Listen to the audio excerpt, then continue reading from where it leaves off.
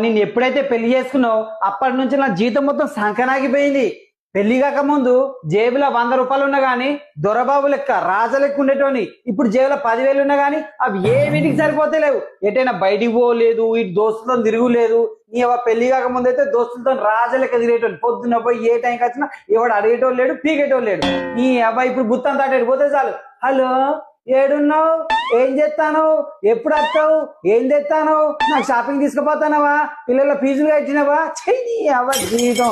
అటు ఆఫీస్ పోతే వాడు సాగు కొడతారు, ఇంటికి వస్తే మీరు సాగు కొడతారు. ఇక మాకు ప్రశాంతం ఉండదు అని పెళ్ళైన తర్వాత. ఇక ఊరికే మీ ఎంబడి తిరుక్కుంటా, ఇంటి చాకరీ చేసుకుంటా, ఆఫీసు చాకరీ చేసుకుంటా. చెయ్యి ఈ అవ్వ మగ పుట్టుక మొత్తం వేస్ట్ అయిపోయింది, సంతోషం లేకుండా అయిపోయింది. ఏ గండను దాపరించినావు నువ్వు నాకు మొత్తానికి.